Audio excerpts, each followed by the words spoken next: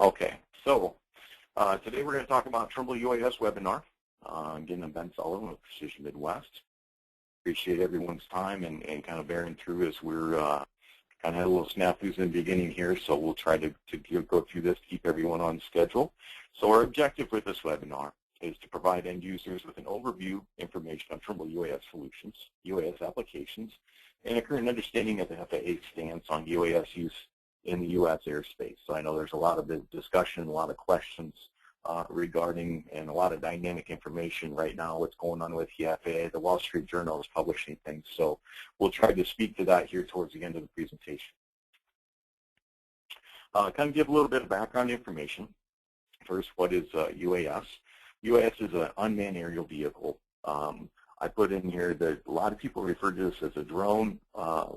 We do not like to refer to this as a drone just because of other connotations, but actually it's not really a drone, it's a professional UAS system. So, you know, hopefully everyone kind of understands what the terminology is important on this, but we hope everyone agrees and starts actually adopting the actual proper term as UAS. But it's aircraft without a human pilot on board. Flight is controlled either autonomously by computers in the vehicle or actually under remote control of a pilot on the ground, or even possibly in another chase vehicle or remote vehicle. In our sense, for what we're going to be talking about with Trimble UAS solutions, where actually our system is actually controlled by an operator on the ground with a tablet system via two-way UHF link, or 2.4 gigahertz radio link. Term UAS emphasizes the important, actually there's multiple elements beyond just the aircraft part of this, the UAV itself. So UAS system actually consists of typically the following things. So, you know, the aircraft, of course, the control system, so it's also kind of called the ground control station, typically the pilot operator on the ground, a control link, so a data link with our tablet, and possibly some other related support equipment.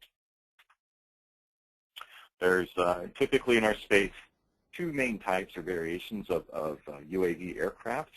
So there's the fixed wing, which is actually we're showing here on the left side is the Gatewing, kind of first generation Gatewing X100 fixed wing aircraft, and then we have actually a current platform, the Trimble UX5, and also another popular for various applications is the rotorcraft UAV. So we got a couple different rotorcraft UAVs here. Quadcopter, hexacopter are kind of common terminology for those. Kind of some general definitions, so that we'll kind of talk through just to understand if we start referring things or have discussions with people, this is kind of what we're getting at. So kind of some of the most common ones, so down the list, GSD, ground sample distance, so that relates to the imagery itself of generally what each pixel of aerial imagery is going to represent when it's actually projected on the ground. So, you know, sub-inch, 2-inch, you know, 4-foot pixel resolution or ground sample distance is most common there. At the top, AGL, so above ground level, so that relates to flight heights of the aircraft. So we'll kind of hear some terminology or discussion around that later. But AGL versus altitude or elevation are kind of important to understand. So somebody asked, you know, why we've had discussions with some customers, why UAS aerial imaging? Kind of it's, you know, emerging technology in some aspects. You know, aerial imagery and photogrammetry has been around for a very long time, but the actual UAS aerial imagery is still very new to our geospatial industry overall in the survey community, in the sense that now it's actually becoming more common practice, or will be more common practice, in everyday tool that survey engineering firms can use themselves, much like the adoption of RTK and GPS, you know, over the last 5 to 12, 15 years. It's going to kind of a complementary solution to traditional surveying technologies and traditional photogrammetry techniques and practices. But also there are as many UASs out there, but not many targeting the geospatial industry. So, you know, there's a lot of hobby UAV systems out there for RC planes. A lot of people that offer, manufacturers that offer their own home-built, garage-built UAS systems, but you'll kind of start to see that Trimble, you know, is in the small group at the top of the list, or top tier here of manufacturers that offer an actual true solution system that comprises everything to actually do a flight and all the way through professional deliverable. Kind of some of the benefits of aerial imaging solutions. So, we see it as obviously an economic solution. Provides aerial mapping technology. Typically once reserved for large surveying, large projects. Is now actually be able to be brought by the masses. So, there's actually people that have been involved with aerial mapping, aerial imaging. It's proven to show that you can cover large amounts of ground very safely and very effectively. But now with UAS, it's actually going to, allow private firms to have total control over their own projects, their own destiny, their own data collection. Safety is another big factor. So it's just, areas where extremely rugged, hazardous areas, spill sites, accident sites, hard to reach, possible risk injury areas. This is where, UAS is also going to be an invaluable tool, because you're going to be able to remotely send in workers and capture that data to provide your deliverables, do your mapping, your surface models, et cetera, without actually having to put boots on the ground, more or less. It's going to be also be able to be very efficient, ability to collect and process data much faster than, maybe even with RTK GPS. So we'll have a slide coming up that kind of gives some comparisons between traditional GPS for doing the ground topo versus UAS type of a workflow. Rapid, so in the sense of comparing to old days, rapid workflow, whereas trying to deploy an aerial fixed-wing aircraft or even a helicopter, large aircraft system to go out and capture data required numerous collaborations, lots of people to be on the same schedule, weather, some various different factors, as well as just the turnaround time to create a deliverable, create your imagery to use with the rest of your project process and deliverables. So with the UAS system, what maybe used to take weeks or even sometimes up to a month can actually generally now be accomplished within the same day turnaround. Lastly, very versatile, technology that can serve numerous professional markets and applications, which we'll have coming up here in a minute to kind of see some possible applications of UAS. So in the engineering and surveying, obviously that's kind of a natural application for market deployment. Mining, volumetrics, doing civil heavy earthwork construction, being able to collect imagery almost at a near daily or weekly process. Oil and gas for different using possible sensor developments. Environmental landfill, which is going to be, I think, a very large component. Public agencies, there's actually already some public agencies using UAS in the U.S. Already, and definitely many places around the world. Agriculture and forestry, so being in the Midwest here in the breadbasket Corn Belt area, there's actually already been some deployment of UAS systems, but agriculture is going to be a massive undertaking and market deployment opportunity for people that are looking on this phone call, that are looking for ways to grow your business. This is actually agriculture, we believe, is going to be a very large sector to actually promote and actually grow professional services. And actually on the right bottom right-hand side of the screen, you actually see it's not an image that I messed with in Photoshop. It's actually an image that was captured in the near-infrared spectrum, so for vegetation analysis. So that's actually kind of ties into agriculture and forestry. Utilities, remote inspection. You'll kind of see some slides coming up. So utilities being able to capture real-time imagery, even close-up imagery of power lines, transformers, substations, other areas, pipelines. We can actually, for infrastructure, and be able to capture that imagery safely and effectively. So, kind of go at this, what's our end game? So people say, well, what am I going to get out of the UAS system? First and foremost, one of the main deliverables, and actually this is a screenshot of our Trimble Business Center software of the aerial imaging module. So we're actually looking at an orthophoto. So this is going to be one of the main deliverables out of this system at the end of it. When you're all done processing the data, it's going to be a color orthomosaic or a true orthophoto scalable image. Also going to be able to process and deliver a DSM, digital surface model,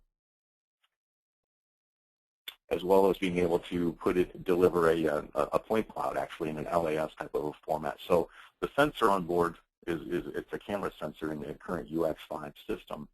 So it actually, through the processing of the imagery as well as photogrammetry techniques, it actually, one of the deliverables is a point cloud system. So there's not actually a true LiDAR system sensor currently in the UX5 platform, but through the software and processing, we actually are able to show and produce a LAS exportable point cloud. So, and from those two pieces of information, those data, the point cloud set, actually able to develop some surface model information. And then, of course, from surface models, we can do various things, one of which most popular is able to develop and deliver and create contours. So we can create, actual contour lines, select those out, TBC, use that information, or you just export it out as a CAD file as well for other third-party package uses. We can now take a little bit of a look at applications and benefits of UAS. So here's kind of a little bit of a matrix. I won't go over all this. Again, like I mentioned, we actually will make this information available after the fact too, but kind of skim down the list. You can see actually all the check boxes are ticked for environmental and landfill areas. So companies, agencies that are involved in that, we see and feel Trimble has shared with us information that environmental landfill will be in actually huge areas along with agriculture for deploying UAS systems and technology. Engineering and surveying, obviously, a very, very big component, mining as well. But so there's lots of opportunities for people to kind of get and start adopting this technology as a complementary solution to what you already may have. So we'll kind of go through a couple steps of just kind of some examples. So people always ask, hey, do you have anything you can show? So here's something, some imagery, some data was collected from an interchange system. So for DOTs, for civil firms, transportation, doing strategy planning, doing construction as projects are coming online, being able to go out and capture this imagery, like I said, either near real time on a daily, weekly basis, or even just existing interchange for doing some retro designs of that interchange system. This is going to be a very great tool for that. So for smaller areas, we're going to kind of get into some specs actually of the UX5 specific aircraft and what it, flight times, et cetera. But you're still not going to use a UAS system for what we call large-scale mapping. So, for example, I wouldn't deploy or expect to use a UAS system, at least in the current UX5 format, which is considered a small UAS system at about 5.5 pounds, to actually go out and capture imagery for like an entire county or half the state possibly. So that would still be, a mission that would be accomplished by the large aerial flying companies. But for small-scale projects, typically that's been kind of cost prohibitive, schedule prohibitive, to bring in an aerial firm, third party, interchanges, landfills, et cetera. This is actually where UAS, field mapping is where UAS was going to be a prime tool. Progress monitoring is another big part. So we've been in discussions with some DOT folks that actually for highway projects, other areas that they actually want to go through and be able to show for more public visibility even, go through and capture UAV, UAS imagery, and either, like I said, either on a daily, weekly, monthly basis, depending on the length and project scope, actually ability to go out and collect that imagery and either present to the customers, the shareholders, even through, if it's a DOT, high-profile project, possibly through some sort of a internet website where people can actually look periodically and actually, very easily see the changes that have actually occurred on the project. It's going to be a great public visibility tool as well. So here's another example of some resource mapping. This is actually a landfill site, actually in the Colorado area. I think it's Pueblo County, Colorado, is actually supported to purchase a UX5 system, so it's actually owned by that agency. But this is an example of some imagery that was captured, roughly about 300 acres, a little bit over 2.3-inch ground sample resolution, so some pretty high detailed imagery. So with that, now it's actually allowed the county to go out and map the landfill themselves. They used to outsource this to a third party. Some of the questions we had from some folks interested in learning more about this was kind of some typical ROI type information. But I believe from Pueblo County, Colorado's perspective, they figured that they were actually able to purchase and deploy their own UAS system just for this landfill to go on map and capture their own data and provide their own surface models, and et cetera. And they figured, I think, somewhere in ROI, it's, I believe, around a year and a half versus the fees that they were outsourcing that to a third-party firm to capture and process for them. So something else to kind of consider there. People, they're looking for business opportunities to grow your own business with this technology. Education, so I mentioned before, ag is obviously going to be a very big component to this. Different sensors that we can put on, you know, the near infrared or color, you know, RGB sensor. You can actually, with different processing techniques, go through and analyze that imagery to kind of see, understand the quality. The vegetation index, NDVI value is kind of an industry standard there to go actually for field mapping, for crop analysis, etc. Some remote inspection examples. So here we actually have a picture of a top picture and kind of a perspective of showing a solar array field. The bottom picture is actually using some different, you know, techniques and color imagery. I think they use maybe possibly a thermograph camera system on here to actually go out and do some remote inspection of all these solar array panels to actually understand if there's hot spots or other areas on the panels to understand from a maintenance perspective without actually having to send someone down physically on the ground to check every single panel one by one. You do a remote inspection to actually understand which panels were working optimally, or if there's any panels that were working suboptimally to understand, to send maintenance crews to go out and work on those. So it was a big time saver to make sure that that solar panel, that array investment was actually performing well, but not spending a ton of money on maintenance side. So I mentioned utility lines. This is actually an example of using a rotorcraft. You could do also with a LiDAR system or with fixed-wing aircraft for the imagery, but in some aspects, a rotorcraft for doing, you know, site inspection, close-up inspection information might actually be a preferred platform, aerial platform to go out and deploy for these different applications. But inspection of utility lines, transformers, et cetera, I think is going to be and has been in several parts of the world a huge advantage. And for our own infrastructure, I know bridges, and especially in the U.S. over the last couple of years, have been a prime target or candidate for understanding the nature of bridges as our infrastructure kind of continually ages and come up with better ways to maintenance and inspect these. So you can kind of see this last picture. We actually show guys hanging, you know, over the side of the bridge in a man lift. So that, you know, involves obviously a lot of time to prep, some huge safety concerns hanging those guys over, and then that man lift, lane closures.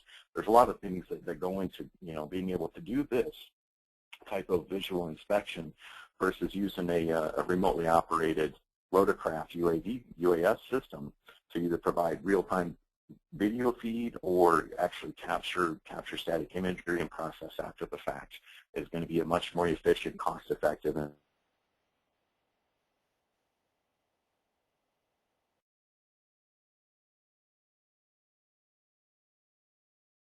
specifically.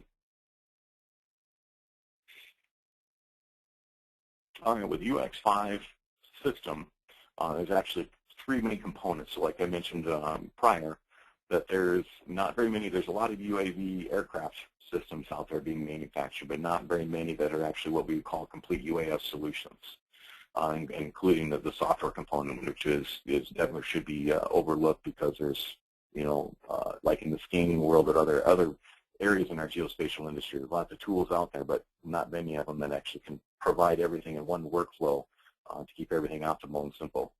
So we have, from the field side, we have an access aerial imaging application.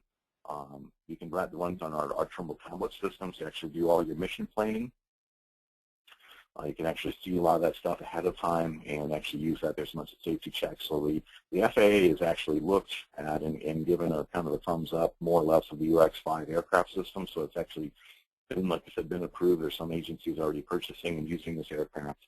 But the access aerial imaging application uses, you know, different background Bing maps to basically flight planning process. Kind of another component of it is the launcher system, which you kind of see up there in the picture.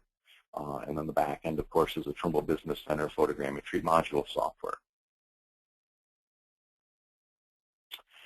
All right, some information on the aircraft itself, on the UX5. So I mentioned before it was, you know, 5.5-pound aircraft. It's small, so it's about a, you know, it's about a meter wide. Cruise speed is about 50 miles an hour. Flight time is 50 minutes. So, I mean, it's actually will fly for quite a while. So, you know, along with the flight time workflow, So I mentioned in part of the screen we use an aerial access imaging application on the tablet. So you'll actually go out and set up and do your photo mission. And if you have an area that is going to be larger, that's going to span more than a 50-minute flight time, it'll split it up automatically into 2 different flight sessions. You'll actually go through, and this is designed on purpose, to actually go through and launch and fly and capture all those photos, have the aircraft land, download that imagery, the SD card from the camera, and then actually upload, using the tablet, upload the next photo mission into the aircraft. So it's going to just do 1 mission at a time to keep things simple, keep it organized, and prevent confusion. But it's going to be a rapid, turnaround. I think from when an aircraft comes down, capture the imagery, to when you can get ready to deploy it again, you're probably talking 10 to 15 minutes. Swap out the battery, upload, download the imagery, upload the next photo mission, be able to launch it. So you're going to be able to have a pretty rapid turnaround, of course, unless you need to go and physically move with the ground operator, the pilot, and maybe a forward observer to another part of the site. So maybe it's a little bit of travel time there, but it is going to be a rapid turnaround time will enable you to map a relatively large area in a day's period. So flight height, 250 feet to roughly 2,500 feet above ground. With that kind of related with the ground sample distance for the pixel size. We actually do have a little Excel flight calculator, so if you want to put flight heights, depending on what your pixel size would be, or if you want to put, what your ground sample distance, your pixel size that you'd like to capture, then it'll actually kind of do the reverse calculation to tell you what flight height that you need to be at. So you're kind of on the right side, some just different coverage examples based on the different pixel resolutions. Flight ceiling, this is just a spec for the maximum altitude that this particular aircraft can fly at, 16,000 feet. I'm pretty confident I don't think anyone would actually operate this aircraft at that high. On that left side, that window of that 250 feet to its 2,500 feet is going to be more or less the realistic true operating range of what people are going to capture imagery at. And also with the FAA, we're actually also looking at, as commercial use slowly starts to come online from the FAA, that that actually may initially be restricted to somewhere around that 400-foot level anyway. So, so this maximum 16,000 foot, that's just its capacity and shows the actual design, rigidness, and capabilities of this specific aircraft. Wind speed is actually an important factor when considering a different, UAV platform. So the 40-mile-an-hour crosswind. So this aircraft is actually very well designed and very well adapted to, and even within some light rain, depending on the, cloud conditions, et cetera, what your project requirements are. But actually, this aircraft does very, very well with crosswind. It's a stable aircraft. Landing, so it's actually going to come down and do a belly landing. So there's some skid plates on the underside of this. I think I have a picture coming up to kind of show the underside of the UX5 itself. But you can have a predetermined landing zone. The aircraft, the body itself, is designed for roughly 50 to 100 landings, depending on obviously the material. So you're having to bring it down on a concrete road or gravel. Obviously that's going to rough it up a little bit, but it is designed to be a serviceable item. So there's different packages, that come. The replacement bodies are relatively inexpensive. Might be somewhere around $3,000 or so. The camera system currently in the UX5 is the Sony Nex 5R, 16 megapixel. We won't get into that too much. I do have actually, for people that really want to get some more information on the camera system, I do have a really nice presentation that compares the Sony camera and why Trimble and Gatewing focused on that camera system platform versus some other off-the-shelf commercial or consumer cameras. So there's actually some very good photogrammetric reasons for going with this camera system, which actually also has a custom firmware design in it to maximize the photo exposure and frame and footprint of the imagery. Propulsion system on the UX5 is a 600-watt brushless electric motor. Actually, with the prior model, the Gatewing, the X100, actually had I believe a 250-watt brushless electric motor on that. So with the UX5, it's obviously a much stronger engine. Actually, kind of when it comes down to it, it goes into a reverse thrust landing sequence to greatly tighten up the landing zone to somewhere around a 25 by 15 meter type of a expected box that this will come down into. Okay, so a little bit more on the UX5 specifically. So there'll be questions on the airframe. So there's actually an internal carbon fiber airframe, and the body itself is an expanded polypropylene foam body, engine, and everything. So everything is kind of the components. The engine, the battery, the camera, the e-box system is all meant to be modular, and so you can actually take that out. I just mentioned on previous slide that the body itself is, is a semi-disposable system after so many uses, but the main components, more expensive components, camera, battery, et cetera, the e-box, are all transferable into a new body. Payload capacity, payload base, so it's, the camera, the battery system. It does show in here there is a tracking beacon. Right now, at least this specific tracking beacon, the frequency it operates on isn't approved by the FCC yet, but worldwide it's actually used. So I believe they'll be working on a different tracking beacon that'll be U.S. FCC approved. So if this goes down ditches in a cornfield, tall weeds, et cetera, actually able to kind of hone in and find it a little bit easier that way too. So the e-box system that contains the GPS, so it does have its own GPS on board. And also orientation sensors, and I mentioned earlier on the 2.4 gigahertz radio, which is the communication link between the ground pilot and the forward observer in the aircraft itself. And also there's an autopilot system on board the UX5. So a little bit more, you can kind of see the substructure with the aerial frame, carbon fiber tubular frame. There are some serviceable parts on the airframe, on the body itself. So the winglets, some of the elevons and things like that are actually serviceable items, so we can actually order those and replace those if they do get damaged, and kind of prolong or lengthen the lifespan of the body itself. Some items on the camera. So I mentioned it's a Sony 16 megapixel camera, so it's custom mounted. So the big thing that I think is for people to hone in on here is it actually is a Voltlinger lens. So it's actually, it adds a little bit of weight to the camera, but it is a true professional grade lens, which is a very important aspect to these types of systems, especially for professional applications, professional use. Kind of see some information on the image size here a little bit. I won't get into too much of that. Like I said, I do have a different presentation. If people are interested, I can send that. It gets goes into a lot of detail comparisons between this and actually a commonly used Canon camera and some other UAS systems. As well as the cameras provide, there's some options for RGB, so the color or near infrared versions, depending on different applications and needs. So I do have just one brief slide, just to show some camera comparisons quickly. Kind of take some time to look at this a little bit.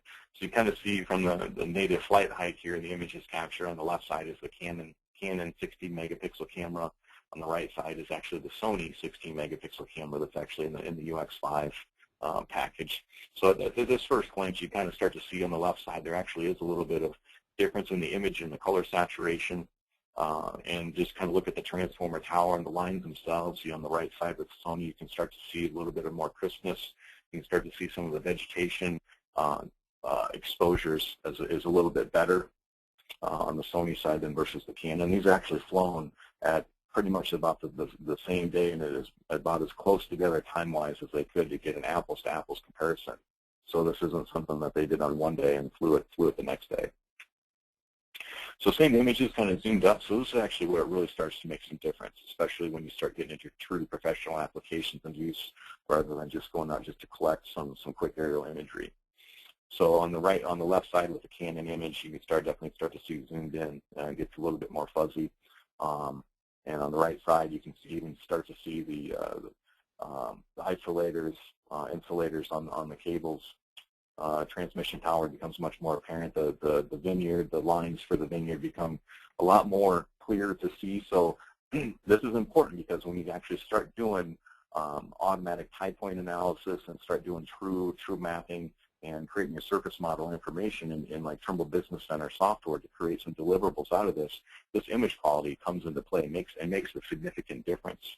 So, some people might think that the pictures are close enough to being equal, but actually it can make a pretty significant difference in the true accuracy and output of your deliverables that you're going to create. Some of the things with the launcher components, so there's other ways to launch some other, comparable UAS systems, but the UX5 and the Gatewing has a launcher system as well. Uses a winching tool, to release the handle mechanism, keeps the operator away from the vehicle when it's launched, and actually the engine itself doesn't kick in until it's actually up to a certain airspeed or altitude. So the propeller doesn't start spinning it immediately. It actually launches it up in the air, and then the propeller starts to kick in. But there is actually a safety pin, so there's protocol in the Trimble Access aerial imaging that the pilot goes through a pre-launch safety check sequence, just like the regular, normal pilots do launching or actually getting ready to fly typical manned aircraft. There is actually a checklist that's in the software, so each time it guides the operator through a certain sequence to make sure that everything is being done in a direct manner, a safe manner, and efficient manner to prevent damage to the aircraft, to prevent any damage or safety issues to the operator, etc. A little bit on launcher benefits. I did mention kind of consistent launch angle, less stressful to the user. Safety is obviously, it's much mitigated down, and also some countries or some areas that actually the launcher system complies with a special machinery directive listed there, and some of the things that they changed. So we've had questions because it uses a bungee band type of a system to launch the aircraft or the UAV up into the air, and how this would actually operate in cold weather temperatures, especially the time of the year we're getting into now. I've actually talked to some of my counterparts and colleagues up in Canada, and they've actually deployed quite a few UX5 and Gatewings up there. And with the UX5 launcher, they actually changed it so you could actually, the rubber band, et cetera, doesn't need to get quite as tight to provide the same kind of launch speed of the aircraft. So, up in Canada, they use it year-round with really zero launch issues or band breakage on the launcher that I've heard about. So people that might be wondering about that, to use this in the wintertime for other specific projects. Ground control station. So I mentioned before, rugged tablet designs was actually the same tablet we use, Model 1 tablet. They actually have a Model 2 tablet now. People that are familiar with that for the V10, the Trimble S series, so it uses the same radio module. Has a download connector so you can plug right into the aircraft, kind of a few things I mentioned before. Imaging application, so basically, won't read through all of this, but complete, mission planning, flight planning, including flight monitoring. So actually when the aircraft is up in the air, you actually start to see real time, and you can remote control. So it is an autonomous vehicle with its own autopilot system and GPS on board the UX5, but for safety and avoidance and other, concerns, there actually is ability from the ground perspective for the ground operator to actually control, terminate the flight, et cetera, if need be. So it's kind of a couple screenshots, being able to first go through. It's wizard-driven, very, very easy to use. Define your project area. And then there's some options you can define based on, the flight lines are automatically spaced out and calculated for you by the software. It does a really nice job of that. You can actually spin it depending on wind direction, a couple other factors. If there's special avoidances or things you need to do, you can turn the flight lines launching. You can define where you which spot and which way you'd like the aircraft to take off, and define a landing zone and which way you'd actually like the aircraft to come in and land at as well.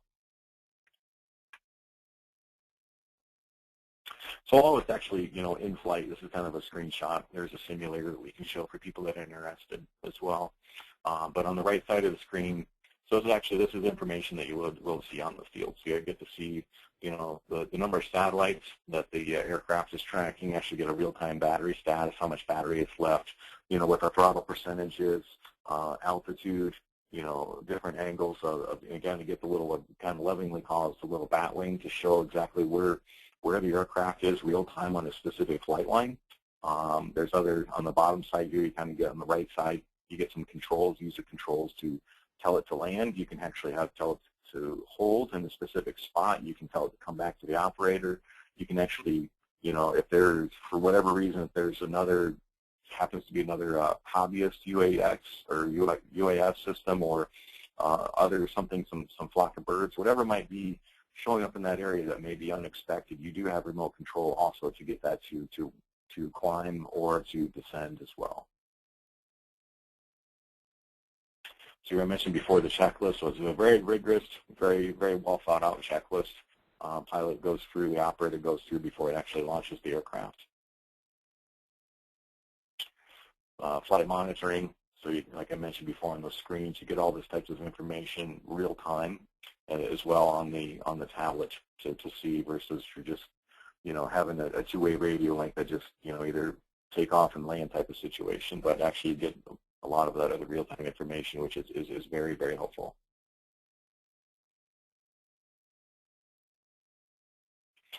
So it's kind of a little bit of a screenshot just on the right side. It kind of gives you some direct information on what you can do.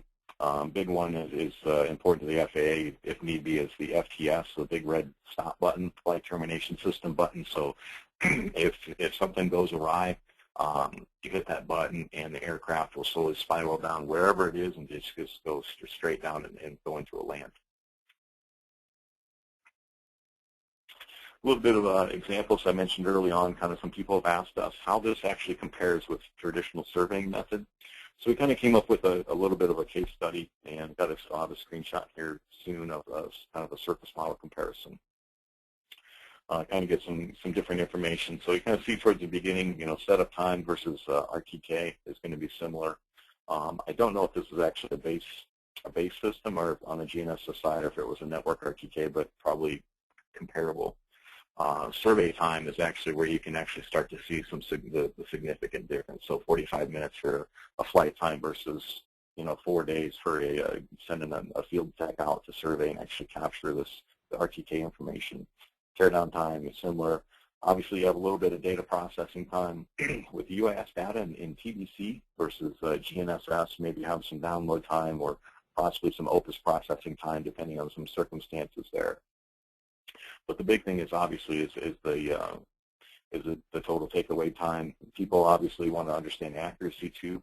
So UAS is not going to be more accurate than an RTK system, for example, which an RTK is not going to be as precise or accurate, as an optical total station. So you have to understand which tool is the right tool for a specific project. But in the example, doing a typical topographic survey of a landfill site or some other areas, the UAS, is going to fit the need quite well in most situations.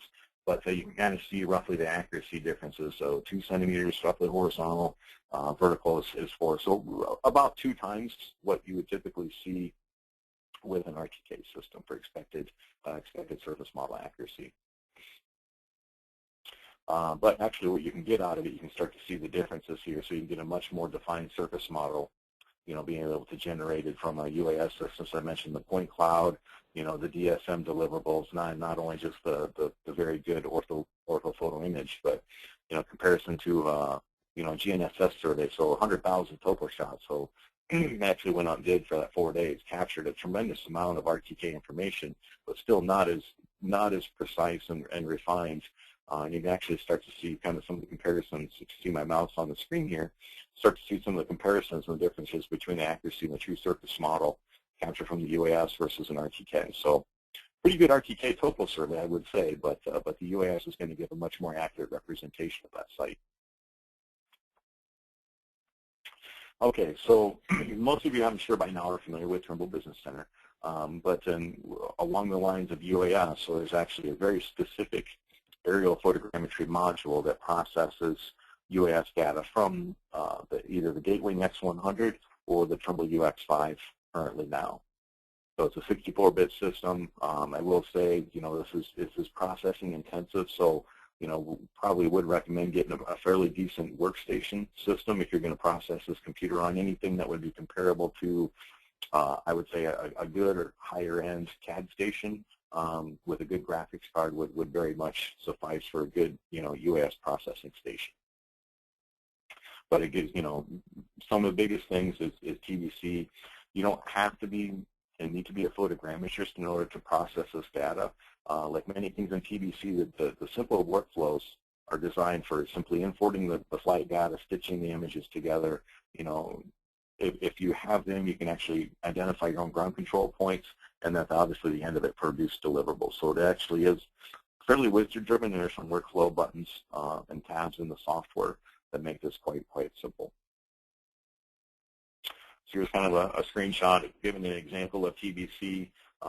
You can kind of go through, import all of your existing survey data you may capture in Trimble Access, import your UAS data, and if you have aerial targets or photo identifiable points on the ground, there's actually a pretty simple process to go through and go and on the right side you can actually pick your control points.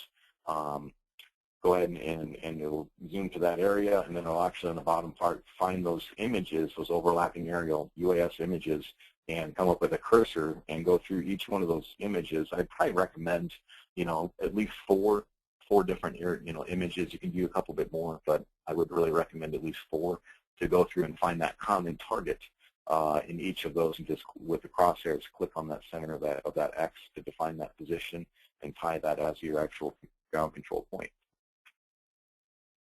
So when you get done with all that, after you process, this kind of looks like in a 3D view after you process a lot of the aerial imagery, and it's actually tying from the ground control point, tying it back up to the camera station, the image station, to start registering and doing a kind of a block adjustment to put the imagery all together. So when it goes through your processing, you can actually capture it all and run all this data set and imagery through TBC with no ground control. But just have to understand that right now the GPS on board is probably along the lines of a consumer-grade GPS. So absolute accuracy is going to be on the order of maybe a couple meters. But if there's obviously a need to tie the imagery down to an absolute coordinate system, then using ground control points, either targets or photo identifiable points in a specific block array, is going to be important to use. So, but the imagery itself will be, accurate relative to itself. But if you need absolute accuracy and absolute tie to a coordinate system, then of course ground control needs to be introduced. Obviously, the ability to create deliverables. So, as you said at the very beginning of this, the onset of this, our end game was to provide, basically 3 things: an aerial image, an orthomosaic, a surface model, and a point cloud. So now you don't need to produce all of those there. You can, if your customer or internally project only requires, one of those for various reasons, then obviously you can pick whichever one. But that does have the ability. That's the 3 main deliverables we're going to get out of here. And again, on the right side, I just kind of got a screenshot of an actual capture of an orthomosaic image captured. So, especially getting to this time of the year, I thought this image would be pretty applicable or appropriate to show with snow cover on the ground.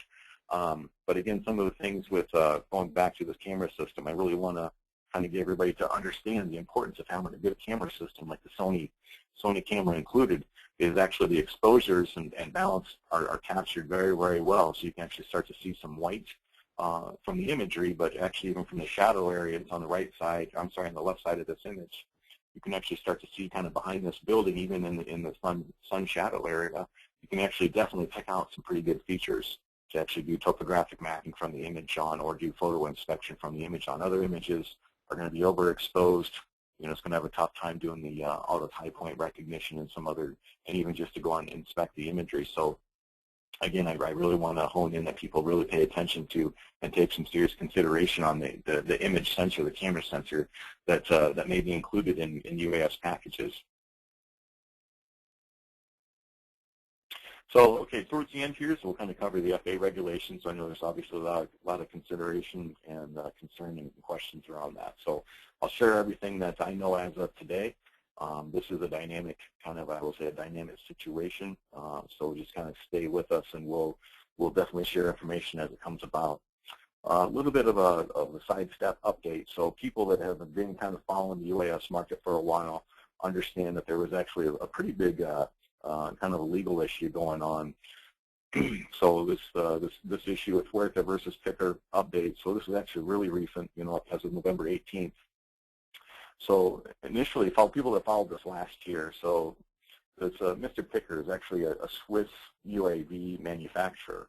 He was somehow contracted or brought in to work with the University of Virginia to make a film for the university's medical school. And this isn't, going to be anything out of the ordinary that people are going to start using for different UAV applications. In this sense, he was using a rotorcraft UAV, not a fixed wing like the UX5, but he was operating his and basically at first, the FAA kind of came down on him to fine him this $10,000, which is what the civil penalty is, and he fought back. And an NTSB judge actually prior had pushed back, saying that the FAA couldn't enforce, couldn't prohibit commercial use of UAVs, and kind of pushed aside the fact that this guy was held bound to pay this $10,000 penalty. Well, now since then, the NTSB has come back to actually further support the FAA's position, that actually believe, and the reason being is they believe he actually operated his UAS in a careless and reckless manner. So that obviously is still going to be in discussion for a while yet, but now they're actually NTSB is now sided with the FAA and pushing for enforcement of this $10,000 penalty. So people are going to follow that. That is kind of the latest, but typically the big issue with this, and actually I guess I bring this up because we really want to understand safety concerns with these different types of aircraft and devices. This guy was actually, from what I read in the article, was actually flying it anywhere from 10 feet up to 1,500 feet above ground, but he was flying it through tunnels, near traffic, apparently about hit some person walking on campus on the sidewalk, or going over a pedestrian bridge or something along those lines. So, it's obviously a cause for great concern, and that's kind of what people get most wound up on the news when you kind of talk about safety, and not only the other privacy concerns, but safety concerns. So we'll kind of monitor this. It's kind of interesting. Well, for legal flight operations, I think most people, if not all people on this webinar, we're all kind of in this basket of looking at this to provide for professional solutions for true aerial mapping engineering projects, probably not for doing any movies for campaigns or things like that for universities, but you never know what people might get into with this technology. But COAs, so one of the big things for actually the path to take for a legal flight operation is many people have heard as the COA, or Certificate of Waiver of Authorization. People that actually now have been able to get COAs, public entities, anywhere from federal, state to local agencies, model aircraft. You have to define your location, have to have actually an approved UAS, by the UAS Integration Office through the FAA. So there's some paperwork we actually have through Trimble. We have a kind of a standard set of COA paperwork already. So agencies today that actually would be able to fit into this. Commercial use is slowly coming online. I'll mention that here briefly. But we can assist with the COA process. We've actually also, Precision Midwest, we've also teamed up with an attorney based in Illinois who kind of specializes in UAV law. So he actually could be an asset for partners and customers as well to kind of work through the process. But applying for a COA is typically good for 2 years, people that get a COA, and the review process, I believe, is about 2 months. In order to get, you kind of have it go through. I'm sure they're going to get flooded with COA requests, so obviously that may lengthen, and hopefully the FAA will improve their resources. But primary requirements for COAs, I mentioned that, universities, law enforcement, DOTs, landfills. I mentioned in Colorado has one of these. The aircraft. So there's been some questions about who can own the aircraft, who must own the aircraft versus who's getting the COA. So generally, people that are going to have the COA actually also need to be the person that owns the aircraft. So also need to have an airworthiness certificate of the aircraft, certified, self-certified part of the proponent. Trimble's actually kind of got an airworthiness certificate already. Operator. So this is some other big things kind of getting into, bleeding over into the commercial use as of today. Is the request for a PPL, which is a private pilot's license, as well as ground school passing grade for Class G airspace. People that are interested, I promote that they understand, definitely going to understand airspace and the different classes of airspace in the national airspace system in the U.S. But there's also, requirements for observer, and a pilot must also have a Class 2 medical record as well. All those things we can share information on kind of what all that means. Biggest thing is controlled and uncontrolled airspace, but not Class B airspace. Again, we can kind of get into that a little bit later on. I didn't want to flood with airspace information in this webinar exactly today. But I think just a big thing is just to take away is just to understand airspaces, and then also, at least right now from what I read through the Wall Street Journal yesterday, that the FAA is considering and getting very close to authorizing commercial use of UAS systems in the U.S. But they're going to require operators to have, I believe, a commercial pilot's license. So, you know, we've also made arrangements and have some partnerships with some actually licensed commercial pilots through Precision Midwest and some relationships we have. That might be a possibility for people to partner up with that rather than go out and try to find your own private pilot or commercial pilot to have on your staff and pay for those fees. But also the other thing too is the Class G airspace operating area, as well as I think the requirement now to keep it under 400 feet. So it's going to kind of be similar to that hobbyist aircraft space. So not anything below 400 feet is not in the national airspace. So there usually kind of some right now some comments of things that we see. So they're getting closer to authorizing small UAS. So that's aircraft under 50 pounds, which of course the UX5 and X100 are very much under that permit requirement. Special airworthiness certificate. So manufacturers go through and get this. We've already, Trimble's kind of taken care of a lot of this with the UX5. Ran it all through the FAA. They've kind of given it the thumbs up.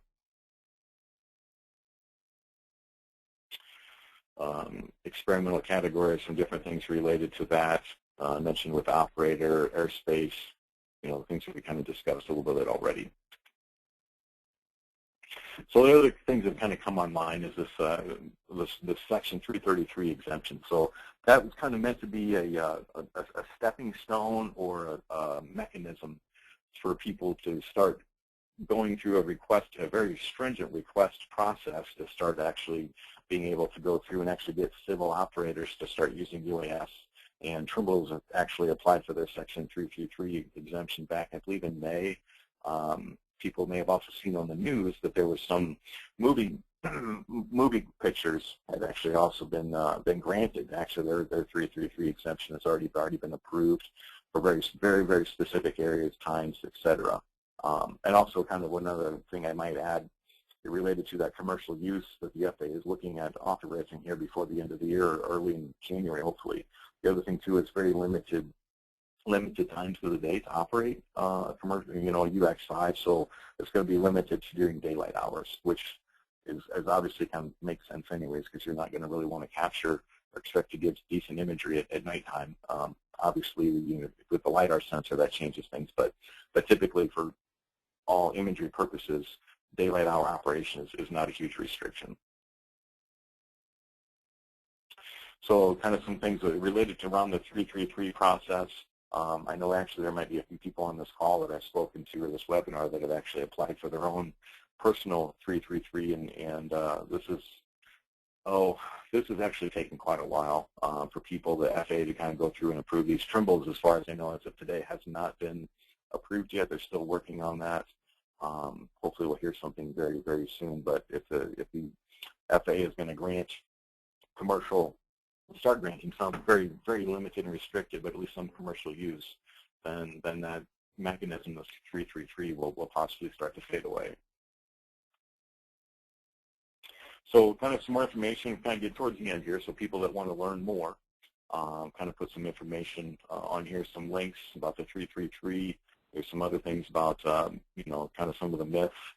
Commercial use, probably the biggest thing I didn't mention on here, but until the FAA actually comes out and officially grants commercial use, it is still illegal to operate for commercial use. So paid for hire, using that imagery or using that data in a manner to, build or create revenue from, it's still against regulation in the U.S. to use that. So I guess I want to make that really clear. There's been a lot of gray areas discussion. There's some other manufacturers out there that try to kind of skirt around that issue, but as today, that's really how it is. There really is no gray area about that. So, hobbyists, there's lots of things on hobby aircraft, but commercial use is still not approved.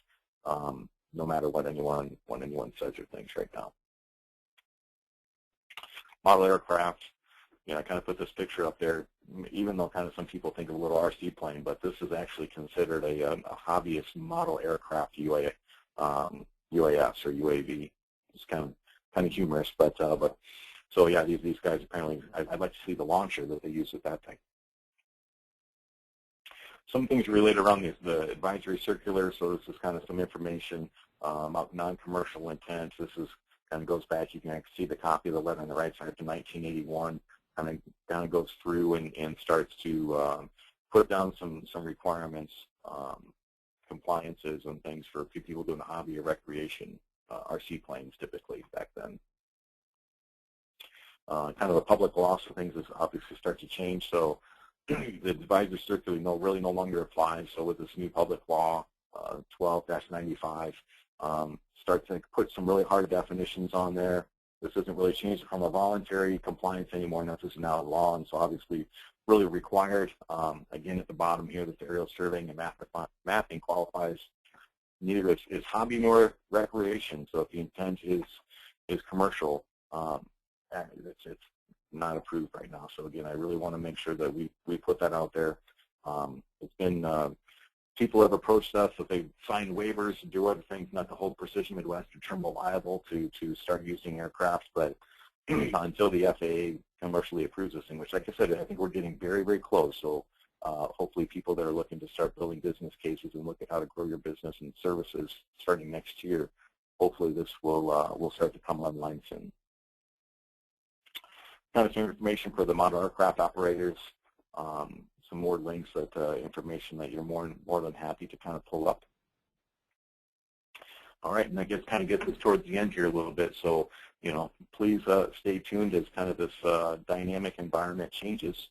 Kind of put some links on here, some QR codes, kind of our Precision Midwest full website. And we have actually a page dedicated to UAS for more information.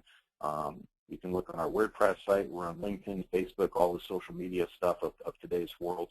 Or you can always email us at info@precisionmidwest.com. I'm happy to share this presentation. We'll actually try to work on getting the recording as well edited here a little bit, and we'll try to figure out a way to post that recording so that I can make this this video recording available to people that would like to have it as well. So with that, I will stop the recording, but kind of leave it open if there's possibly any questions.